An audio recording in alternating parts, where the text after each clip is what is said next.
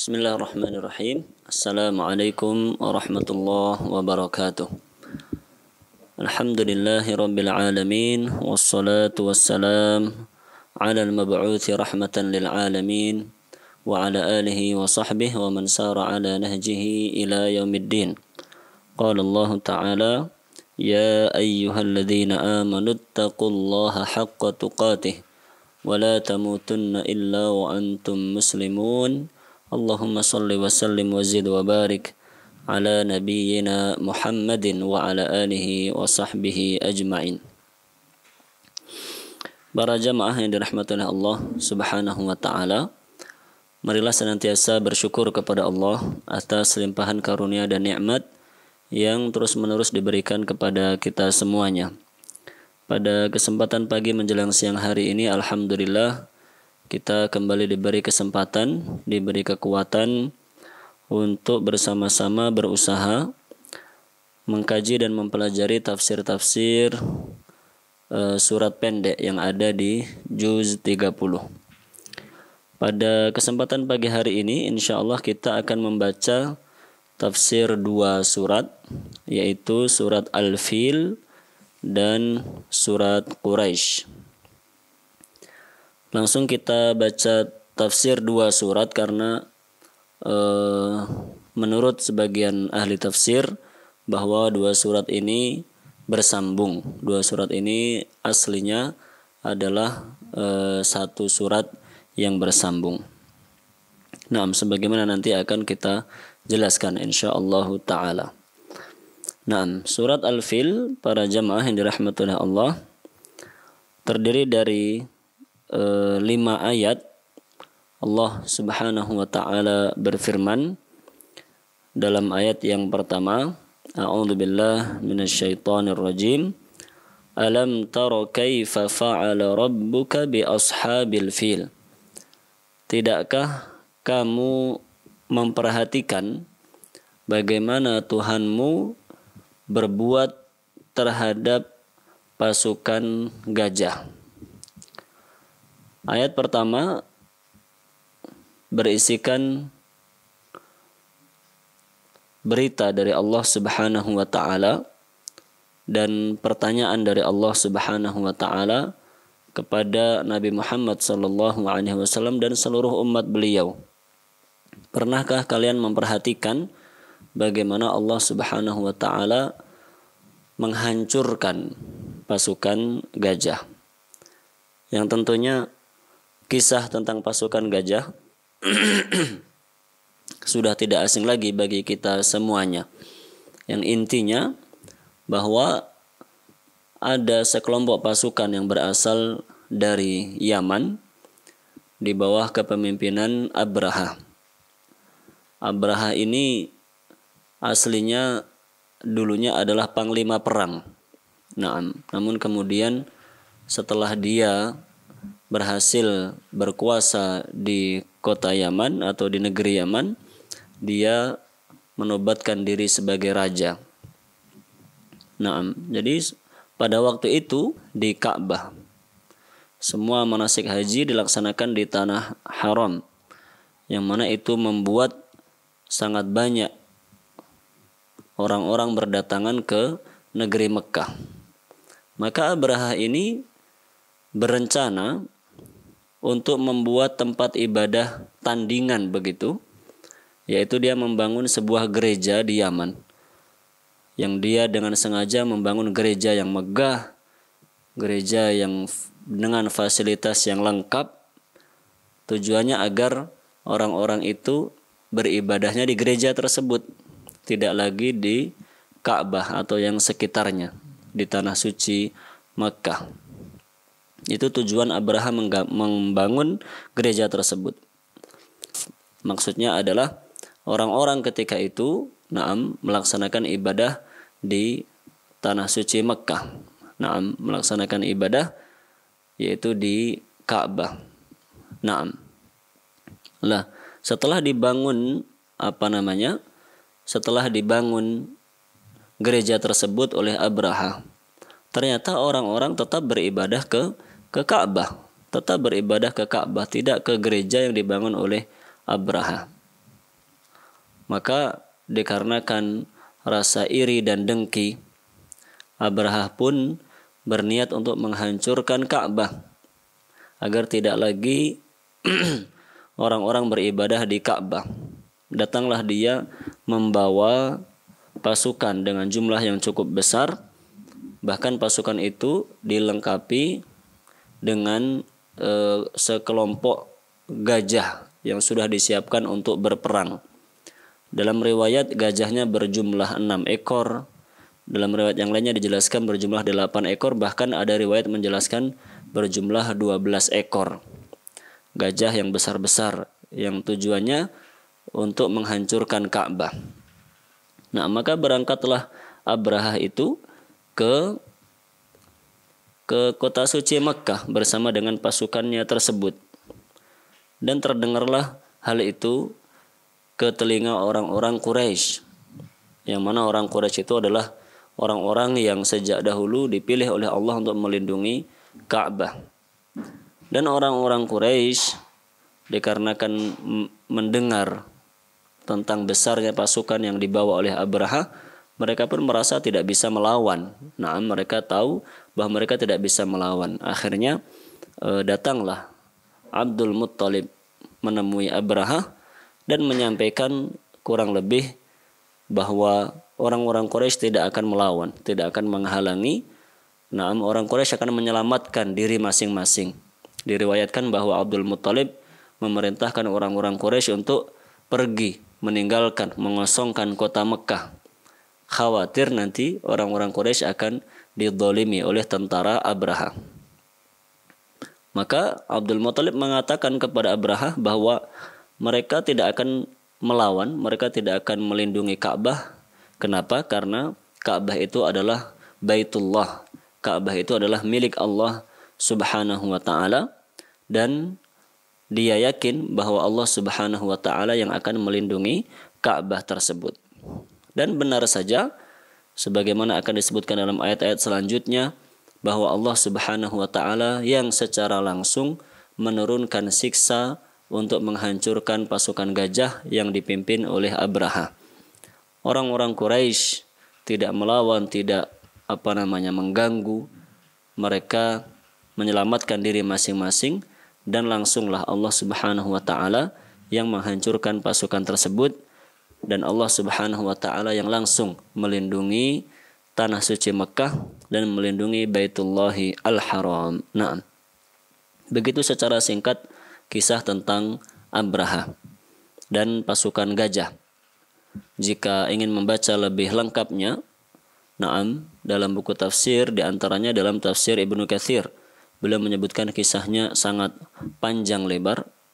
Jika ingin lebih lengkap lagi, tentunya bisa dibaca dalam kitab Al-Bidayah wan Nihayah. Para jamaah yang dirahmati oleh Allah Subhanahu wa ta'ala.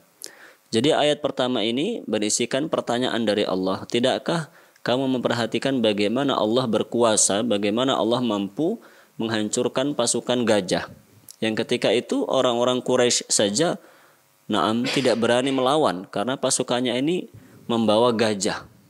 Mana di bangsa Arab itu mereka tidak terbiasa berperang untuk melawan gajah. Biasanya berperang membawa unta, membawa kuda, atau tunggangan yang lain. Ini tiba-tiba ada pasukan yang besar membawa gajah. Jadi Allah menggambarkan bahwa ketika itu pasukan gajah ini adalah pasukan yang sangat hebat, yang ditakuti. Namun Allah Subhanahu wa ta'ala tentunya jauh lebih kuat. Sama sekali pasukan gajah tidak menandingi apa-apa dari kekuatan Allah. Maka Allah pun dengan mudah menghancurkan pasukan gajah tersebut. Ayat yang kedua, Allah Subhanahu wa ta'ala berfirman, Alam yaj'al kaidahum fi tadlil. Bukankah Allah telah menjadikan tipu daya mereka itu sia-sia? Bukankah Allah telah menjadikan tipu daya mereka itu tidak ada gunanya, tidak terlaksana rencana mereka? Yaitu Allah menghancurkan mereka sebelum mereka menyentuh Ka'bah, sebelum mereka berhasil merusak sedikit pun Ka'bah. Wa arsala alaihim tayran ababil. Dan Allah mengirim burung yang bergerombol-gerombol kepada mereka. Burung yang datang berbondong-bondong, berkelompok-kelompok, bergerombol dalam jumlah yang cukup banyak, menghancurkan mereka.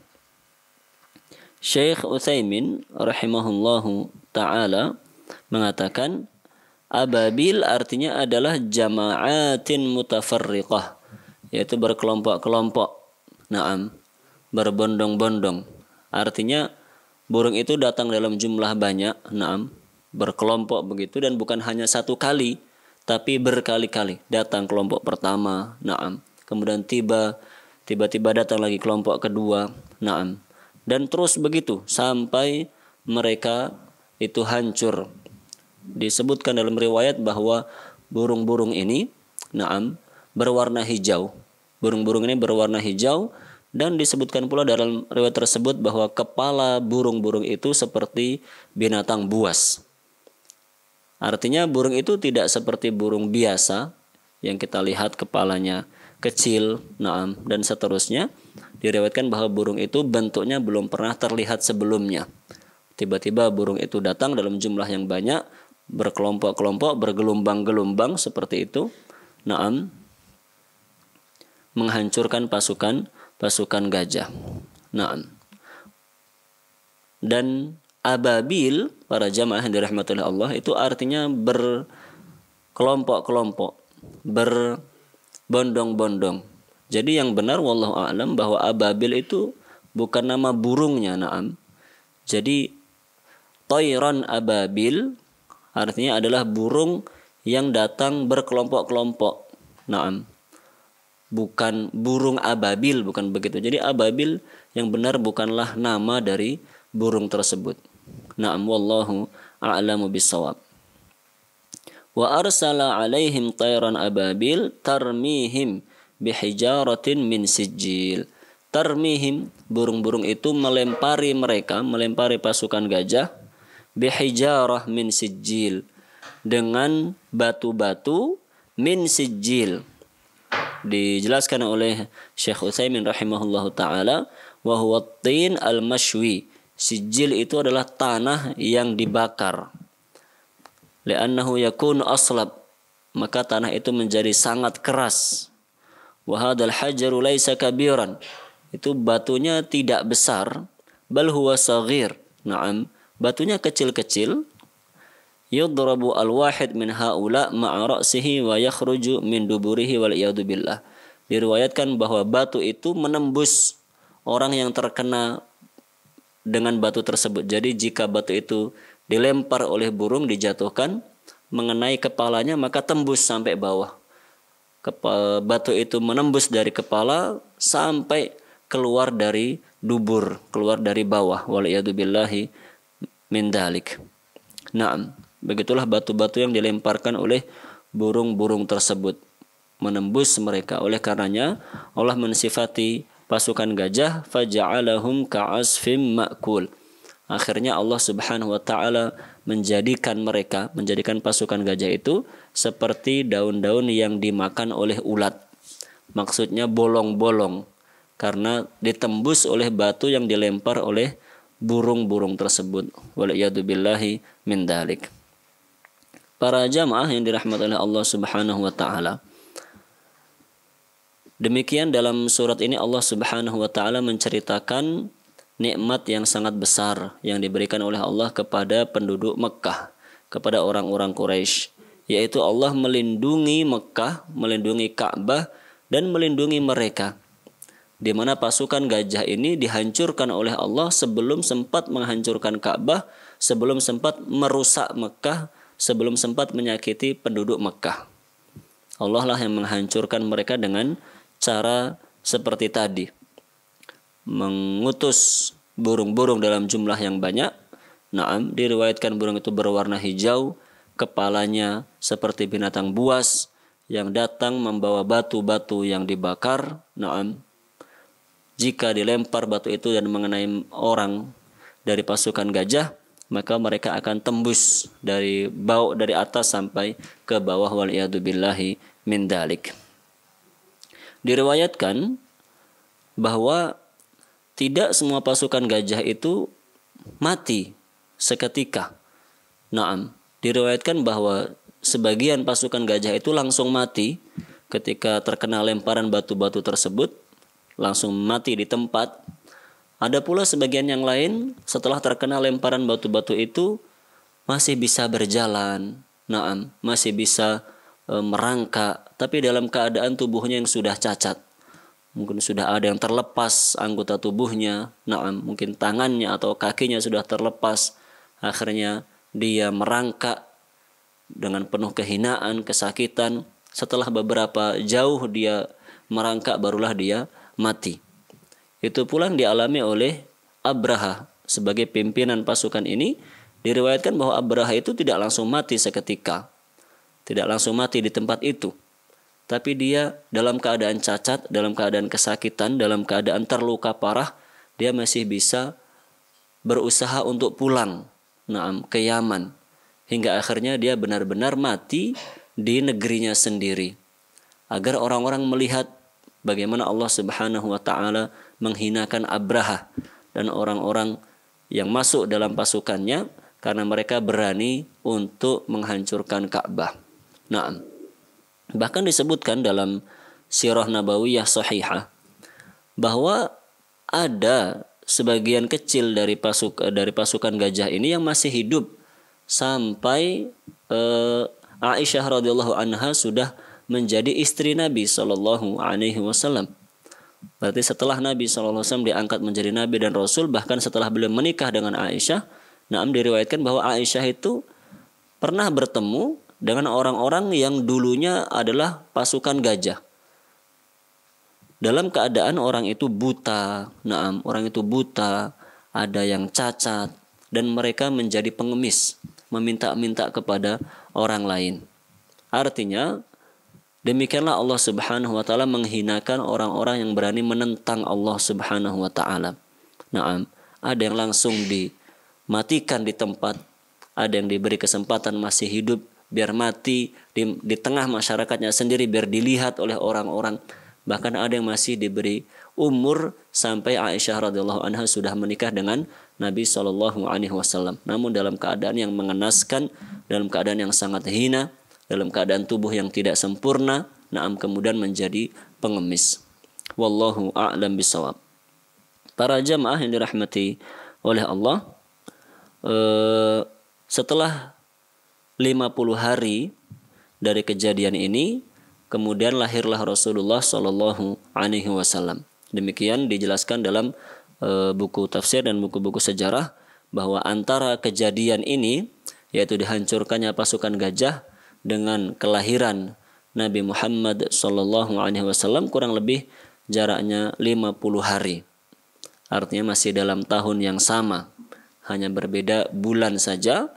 Oleh karena itu, dalam sejarah-sejarah selalu disebutkan bahwa Nabi Muhammad SAW lahir di tahun gajah, karena beliau lahir tidak lama setelah terjadinya kejadian ini, yaitu Allah Subhanahu wa taala menghancurkan pasukan gajah.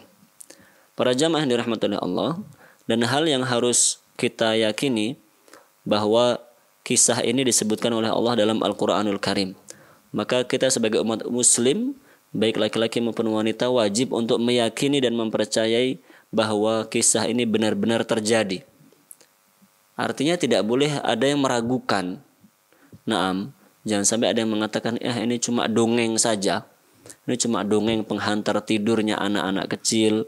Naam, itu hanya sejarah yang belum tentu benarnya. Kita tidak boleh mengatakan demikian atau memiliki perasaan demikian.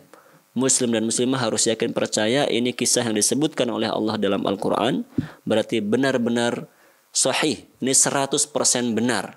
Naam, tidak mungkin salah. Dan zaman sekarang di akhir-akhir ini banyak orang-orang liberal, naam, yang menyebarkan syubhat bahwa kisah ini hanya dongeng, kisah ini hanya sebuah cerita saja, belum tentu benarnya. Nah, maka seperti itu adalah perkataan kufur. Muslim dan muslimah tidak boleh mengucapkan kata-kata seperti itu karena itu adalah pengingkaran terhadap ayat-ayat Al-Quran. Kisah yang disebutkan dalam Al-Quran maka semuanya pasti benar. Nah, 100% benar, bahkan jika boleh dibilang mungkin 1.000.000% benar begitu. Naam, tidak ada yang salah sama sekali, maka kita tidak boleh meragukan sedikit pun. Kita harus yakin dan percaya dengan kisah yang disebutkan dalam Al-Qur'anul Karim. Naam. Para jamaah yang dirahmati oleh Allah, maka dengan ini kita bisa menyimpulkan bahwa intinya surat Al-Fil itu secara umum menjelaskan tentang nikmat yang Allah berikan kepada orang-orang Quraisy. Naam, orang-orang Quraisy telah diberi nikmat yang besar oleh Allah, yaitu dilindungi dari kemungkinan mara bahaya yang bisa ditimbulkan oleh pasukan gajah. Nah, setelah itu surat Quraisy, yang mana isi dari surat Quraisy kurang lebih juga mirip dengan surat Al-Fil, yaitu mengingatkan orang-orang Quraisy tentang nikmat yang Allah berikan kepada mereka. Naam, oleh karena itulah sebagian ulama berpendapat bahwa dua surat ini sebenarnya adalah satu surat. Naam, yang bersambung, bukan dua surat yang berbeda. Naam. Kita baca sekalian surat Quraisy, ayat yang pertama. Allah Subhanahu wa taala berfirman, li'ilafi Quraisy, disebabkan kebiasaan orang-orang Quraisy. Kebiasaan apa yang dimaksud oleh Allah? Ila fihim rihlatash syita'i was-sayf, yaitu kebiasaan mereka untuk melakukan perjalanan dagang baik di musim dingin dan di musim panas. Syekh Utsaimin mengatakan, hadhihi surah laha silatun bis surati allati qablaha. Surat ini bersambung dengan surat sebelumnya. Iz inna surat allati qablaha fiha bayanu minnatillahi azza wa jalla ala ahli Makkah. Yaitu surat sebelumnya menjelaskan tentang karunia yang Allah berikan kepada penduduk Makkah bima fa'ala bi ashabil fil, yaitu ketika Allah menghancurkan pasukan gajah. Alladzina qasadu Makkata lihadmil Ka'bah, yang mereka menuju Makkah untuk menghancurkan Ka'bah. Fabayyana Allah fi hadhihi surah ni'matan ukhra kabiratan ala ahli Makkah. Maka kemudian Allah menyebutkan dalam surat ini nikmat yang lain. Naam, ayat atau surat sebelumnya menjelaskan nikmat yang besar yang diberikan oleh Allah kepada orang-orang Makkah. Maka dalam surat ini, surat Quraisy, Allah pun menjelaskan nikmat besar yang lainnya yang juga diberikan oleh Allah Subhanahu wa taala kepada orang-orang Makkah atau orang-orang Quraisy. Apa itu?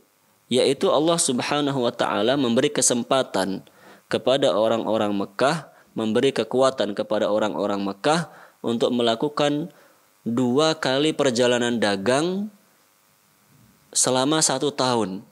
1 perjalanan di musim dingin, 1 perjalanan di musim panas. Naam, disebutkan bahwa pada musim dingin fayattajihuna nahwal Yaman, mereka melakukan perjalanan dagang menuju kota Yaman lil mahsulat az-zira'iyyah fi, untuk membeli atau berjual beli hasil-hasil pertanian di kota Yaman, di negeri Yaman. Wa amma fis saif, adapun di musim panas, fayattajihuna ila Syam, mereka melakukan perjalanan dagang menuju negeri Syam.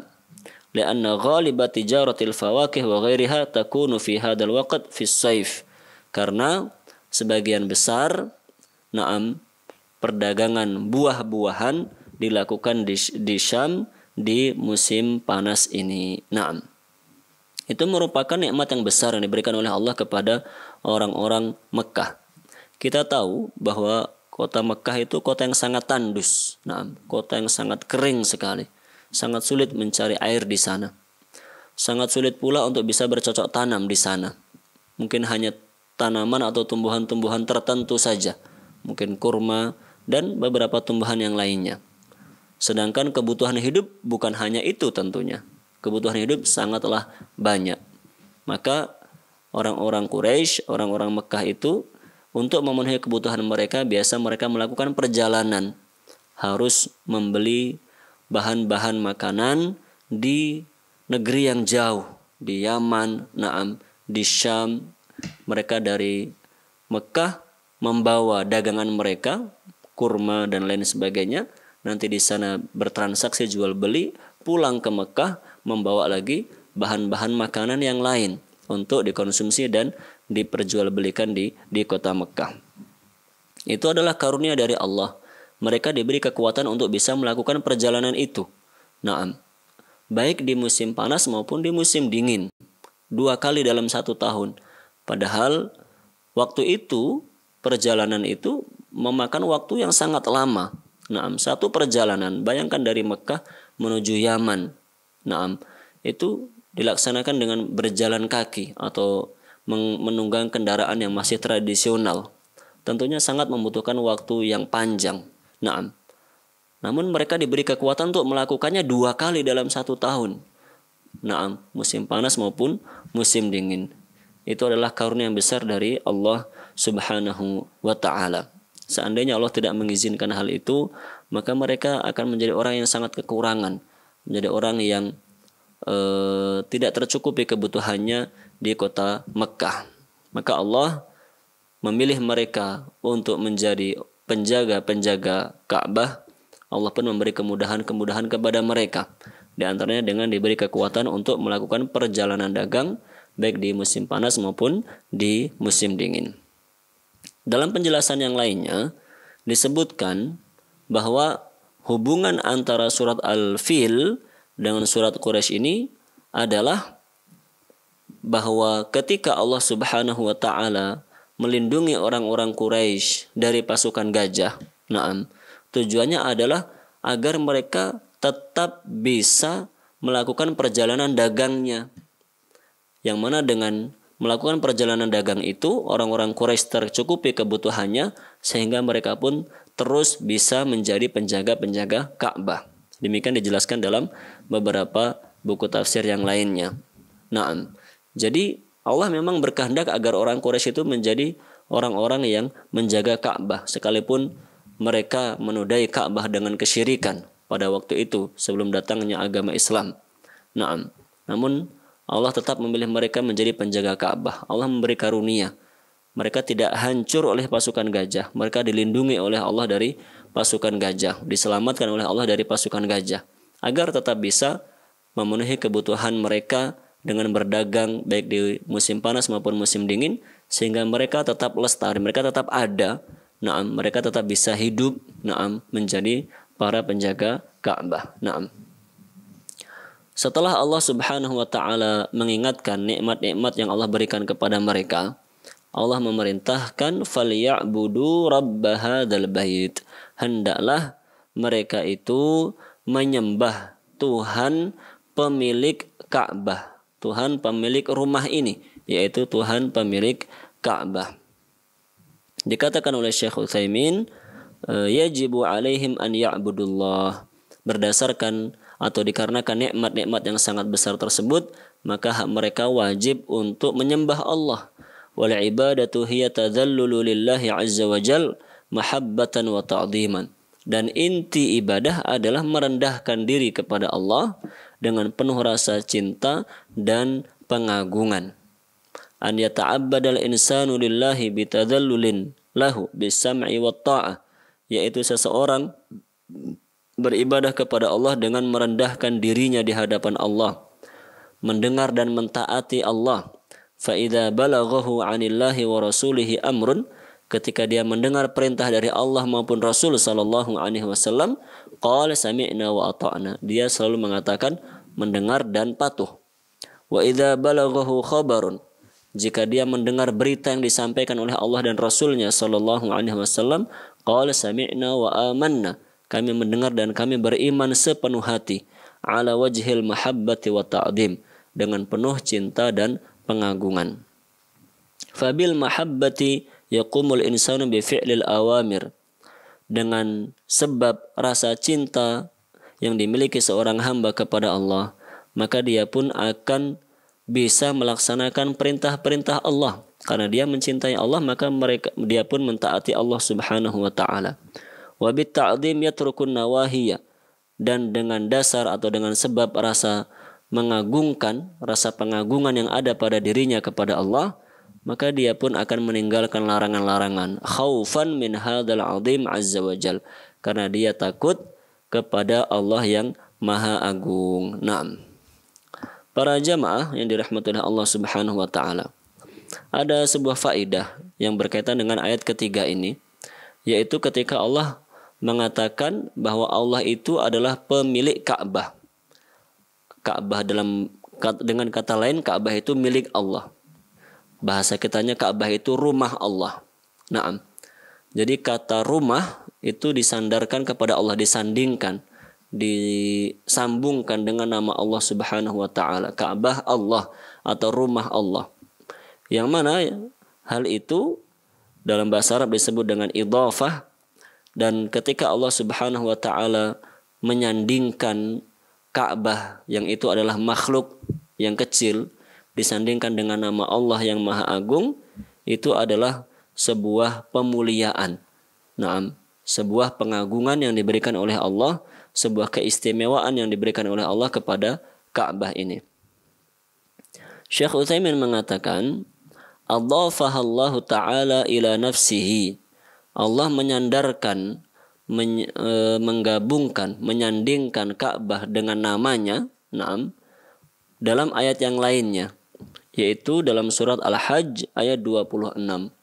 Allah Subhanahu wa taala berfirman, "Wa tahhir baitiya lit-taifin wal qa'imin war ruk'is sujud." Dan sucikanlah, bersihkanlah rumahku. Naam, bersihkanlah rumahku, maksudnya bersihkanlah, sucikanlah Ka'bah untuk orang-orang yang tawaf, untuk orang-orang yang salat, dan untuk orang-orang yang ruku' dan sujud. Naam. Dalam ayat ini, yaitu surat Al-Hajj ayat 26, Allah mengatakan, sucikanlah rumahku. Maksudnya adalah Ka'bah. Jadi Allah memuliakan Ka'bah dengan cara menyandingkan nama Ka'bah dengan nama Allah Subhanahu wa taala, bahkan mengidhofahkannya kepada diri Allah Subhanahu wa taala. Hal seperti itu juga tercantum dalam surat An-Naml ayat 91. Allah Subhanahu wa taala berfirman, "Innama umirtu an a'budu rabb hadhil baldah alladzi harramaha wa lahu kullu syai'." Hanya saja aku diperintahkan untuk menyembah Tuhan negeri ini. Naam, Allah berfirman, aku diperintahkan untuk menyembah Tuhan yang berkuasa di negeri ini, yaitu di negeri Mekah. Alladzi harramaha, yang telah menjadikan Makkah itu sebagai negeri yang haram, negeri yang mulia. Walahu kullu syai', dan baginya lah segala sesuatu. Artinya setelah Allah mengatakan Allah itu menguasai negeri Mekah, Allah mengatakan dan semuanya itu milik Allah. Artinya Allah itu menguasai seluruh makhluknya. Naam. Menguasai, mengatur, memiliki seluruh makhluknya. Namun secara khusus tadi disebutkan Allah berkuasa di Mekah. Naam, karena Allah ingin memberi isyarat bahwa Mekah itu adalah negeri yang mulia. Kenapa Mekah negeri yang mulia? Karena di Mekah itulah terdapat Ka'bah, Baitullahil Haram. Naam. Para jamaah yang dirahmati oleh Allah, perintah seperti ini tercantum dalam beberapa surat. Naam, maksudnya perintah untuk beribadah setelah sebelumnya Allah mengingatkan nikmat-nikmatnya yang diberikan kepada makhluknya. Naam.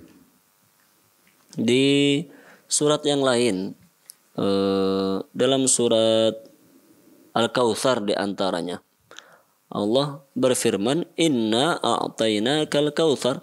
Sesungguhnya kami telah memberikan kepadamu Al-Kautsar, fasholli lirabbika wanhar. Setelah Allah mengingatkan tentang nikmat yang sangat besar itu, Allah merintahkan salatlah untuk Allah dan sembelihlah untuk Allah. Naam. Begitu pula dalam beberapa surat yang lainnya. Jadi Allah sering memulai mengingatkan terlebih dahulu kita semuanya dengan nikmat-nikmat yang telah Allah berikan. Diingatkan nikmat yang sangat banyak, nikmat yang sangat mahal, nikmat yang sangat besar. Baru setelah itu kita diperintahkan untuk beribadah. Itu menunjukkan para jamaah dirahmati Allah bahwa salah satu wujud nyata, bahkan mungkin bisa jadi wujud terpenting dari rasa syukur adalah dengan kita beribadah kepada Allah Subhanahu wa taala. Jika kita mendapatkan nikmat apapun itu, maka kita wajib bersyukur kepada Allah. Dan wujud nyata syukur adalah dengan kita beribadah kepada Allah Subhanahu wa taala, memperbanyak amal ketaatan, menjauhi perbuatan-perbuatan buruk dan kemaksiatan. Naam. Kemudian ayat yang terakhir Allah berfirman, alladzi at'amahum min ju' wa amanahum min khauf. Yang Allah telah memberi makan mereka, na'am, yang menghilangkan rasa lapar, wa amanahum min khauf, dan memberi keamanan kepada mereka sehingga menjauhkan rasa takut. Na'am. Kata Syekh Utsaimin rahimahullahu taala, bayyanallah ni'matahu alaihim an-ni'matad dhahirah wal batinah. Ayat terakhir ini menjelaskan bahwa Allah Subhanahu wa taala telah memberi dua nikmat, nikmat lahir dan batin. Nikmat lahir dan batin telah diberikan semuanya kepada umat Islam, khususnya mereka-mereka yang tinggal di kota Mekah. Apa nikmat lahiriahnya? Yaitu Allah telah memberi makan untuk mereka. Fa'it'amuhum minal ju'. Allah memberi makan kepada mereka. Wiqayatan minal halaki fi amrin batin. Yang itu akhirnya membuat fisik mereka terjaga, fisik mereka tidak rusak, akhirnya pun hati mereka menjadi aman. Wa huwa at-ta'amul ladzi ya'kulunahu. Nah, itu nikmat yang pertama. Allah memberikan nikmat makanan kepada mereka. Padahal sebagaimana kita singgung di depan, Mekah itu negeri tandus. Nah, negeri yang kalau secara logika itu tidak layak dijadikan tempat tinggal. Karena untuk memenuhi kebutuhan di sana sangat sulit. Kebutuhan pokok seperti air saja aslinya di sana pada zaman dulu utamanya itu sangat sulit. Di mana-mana batu, di mana-mana kering, pasir, sangat sulit menemukan air. Padahal itu adalah kebutuhan pokok kita. Belum lagi makanan-makanan yang lain. Itu sangat sulit dicari di kota Mekah. Namun Allah memudahkan itu semuanya untuk orang-orang Quraisy. Allah memudahkan itu untuk orang-orang Quraisy karena merekalah yang dipilih oleh Allah untuk menjaga Ka'bah. Jadi Allah memberikan nikmat fisik, nikmat lahiriah kepada mereka. Begitu pula Allah memberikan nikmat batin. Wa amanahum min khauf. Allah menghilangkan rasa takut, memberi keamanan kepada mereka yang menghilangkan rasa takut. Wiqayatan minal khaufi fil amri dhahir. Naam, yang dengan rasa aman yang ada di dalam hati, akhirnya pun fisiknya bisa melaksanakan ketaatan kepada Allah. Li'anal khaufa dhahirun. Karena sebenarnya rasa takut itu sangat mencekam di kota Mekah. Kenapa? Idza kanatil bilad mahutatun bil adu. Karena kota Mekah itu juga sekelilingnya banyak orang-orang yang jahat. Wa khafa ahluha wa mtana'u 'anil khuruj. Orang-orang Mekah itu aslinya sulit untuk bisa keluar dari negerinya sendiri. Banyak orang-orang yang jahat yang bisa saja menghalangi perjalanan mereka, bahkan merampas harta mereka. Na'am, wa baqau fi malaji'ihim. Akhirnya mereka banyak ada di rumah. Namun berkat karunia dari Allah, berkat nikmat dari Allah Subhanahu wa taala, mereka bisa pergi bahkan setahun 2 kali menuju tempat-tempat yang jauh, menuju Yaman, menuju Syam untuk berdagang di musim panas, di musim dingin. Allah memberi kemudahan kepada mereka untuk melakukan itu semuanya agar mereka tetap menjadi orang-orang yang bisa menjaga Ka'bah. Naam. Itulah nikmat-nikmat yang diberikan oleh Allah kepada orang-orang Quraisy, diberikan kepada orang-orang Arab. Naam, karena mereka menjaga Ka'bah. Maka para jamaah yang dirahmati oleh Allah Subhanahu wa taala, di antara pelajaran yang bisa kita ambil dari tafsir 2 surat ini, yang pertama, bahwa Allah Subhanahu wa taala memberikan nikmat kepada siapa saja yang Allah kehendaki. Naam. Orang-orang Quraisy, merekalah yang dipilih oleh Allah untuk menjadi penjaga Ka'bah. Itu karunia dari Allah. Allah yang memilih mereka. Begitu pula dengan kita semuanya, Allah yang menentukan nikmat-nikmat yang diberikan kepada kita semuanya. Naam, ada yang dilebihkan hartanya, ada yang dilebihkan dengan fisiknya yang selalu sehat, ada yang dilebihkan dengan anak-anaknya yang soleh-solihah, dan seterusnya. Setiap orang diberikan kelebihan oleh Allah Subhanahu wa taala. Allah membagi-bagi karunia-Nya sesuai dengan kehendaknya. Maka kita harus merasa bersyukur dan tidak perlu iri dengki kepada orang lain. Kemudian yang kedua, bahwa dengan nikmat yang begitu banyak yang Allah berikan kepada kita, maka seharusnya kita menjadi hamba-hamba yang sangat-sangat bersyukur. Dan wujud nyata syukur adalah dengan kita banyak beribadah kepada Allah, banyak mentaati Allah Subhanahu wa taala dan menjauhi larangan-larangannya. Kita menjadi hamba yang tidak bersyukur, atau kita akan menjadi hamba yang kufur ketika diberi nikmat yang banyak namun ternyata sibuk dengan maksiat-maksiat, waliyadzubillahi min dalik. Diberi hartanya ternyata untuk maksiat. Diberi tubuh yang sehat ternyata digunakan untuk maksiat. Diberi waktu luang ternyata juga untuk maksiat, dan seterusnya.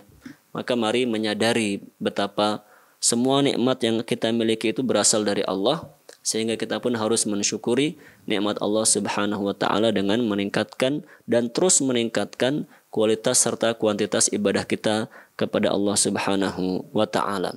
Naam. Demikian apa yang bisa kita kaji dan pelajari bersama pada kesempatan pagi menjelang siang hari ini. Semoga menjadi ilmu yang bermanfaat untuk diri saya pribadi utamanya, dan semoga pula bermanfaat untuk para jamaah sekalian. Dan atas sangat banyak kekurangan, mohon maaf yang sebesar-besarnya. Tentunya sangat banyak kekurangan dalam penyampaian saya. Maka semoga kesalahan-kesalahan dan kekurangan itu dimaafkan dan diampuni oleh Allah Subhanahu wa taala. Saya akhiri dengan doa kafaratul majlis. Subhanakallahumma wa bihamdik asyhadu an la ilaha illa anta astaghfiruka wa atubu ilaik. Sallallahu ala nabiyyina Muhammadin wa ala alihi wa sahbihi ajma'in. Tsumma assalamu alaikum warahmatullahi wabarakatuh.